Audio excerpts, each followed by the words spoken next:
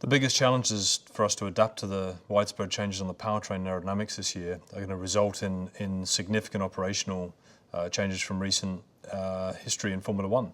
It's the biggest change that we've seen on the engine, gearbox, and also the chassis as well. So when you change all those systems, it inevitably flows over to all the people trackside. So just meeting curfew times, getting through the workload of kitting engines, changing engines, gearboxes, even if you don't actually have failures, that's going to be a massive task. When you add into that unreliability as well as you're developing new systems, it's going to be a huge change for the guys at the trackside. Very good that are on the cars this year. So in terms of sporting changes, looking away from the car now, some of the biggest changes are, first of all, the aerodynamic restriction agreement is revised and in the sporting regulations. So there's a concept called 30-30, which means 30 wind-on hours a week against 30 teraflops of CFD usage per week, and you have to stay within that limit for all teams. So that's quite a big reduction from last year, and everyone will be looking around how to optimise that to get the best aerodynamic performance development during the season. The second thing is that in-season testing is back, so we're looking at 4 in-season tests, single car on the Tuesday and Wednesday after selected Grand Prix, and you'll use that for tyre development, chassis development, young drivers driving the car, systems, all those sort of things, so it's quite helpful for the teams in terms of mileage. And then the third thing is the driver numbers. So there's a new sequence of driver numbers where the driver actually selects his own number, that they're assigned for the career of the career length of the driver, and that's it.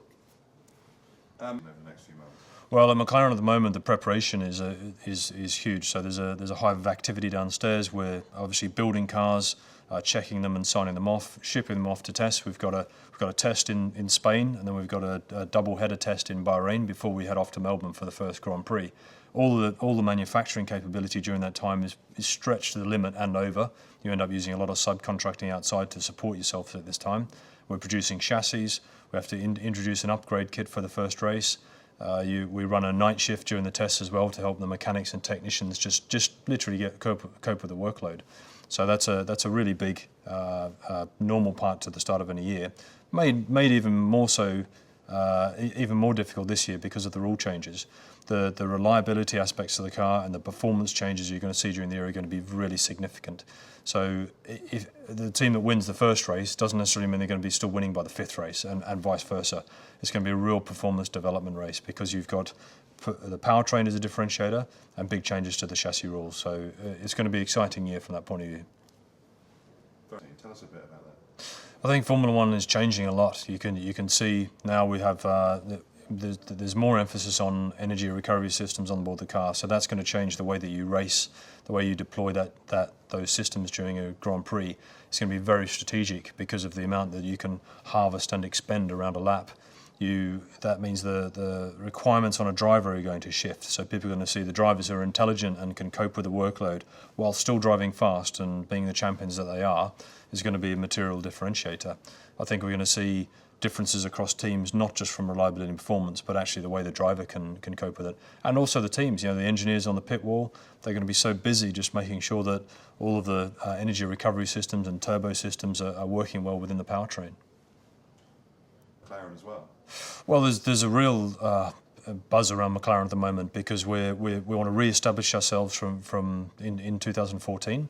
We're very forward-thinking, learning from previous mistakes, but making sure we really get ourselves back at the front. We're here to win, and we want to win. We're doing that by, of course, investing in technology, but heavily investing in people. We've got Peter Prodromou coming in, so he's coming in the next year, which is great news.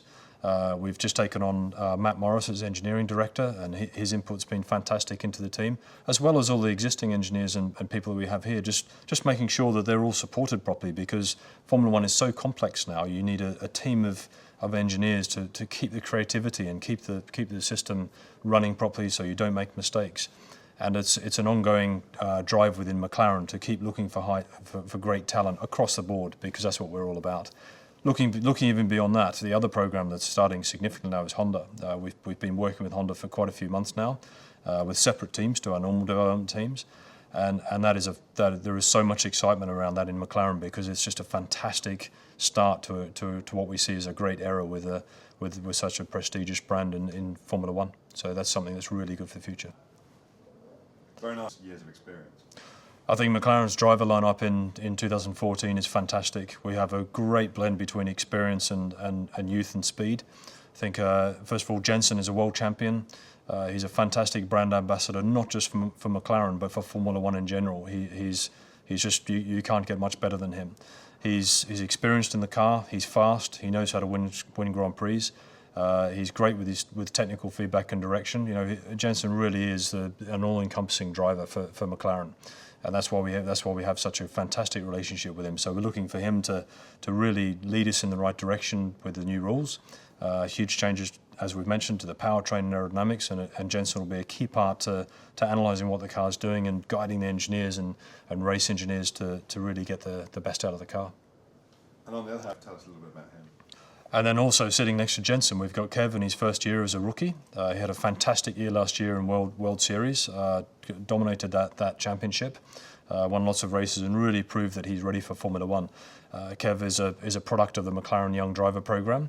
He's every time he's got inside a Formula One car, he's been so impressive. He's done a lot of simulator work for us before he even got in.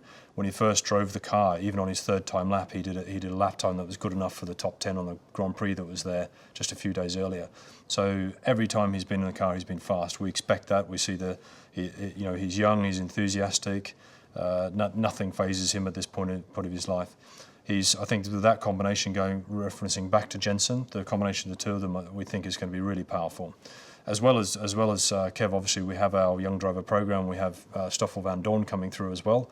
He's also going to be a future output of that program. I'd say very shortly.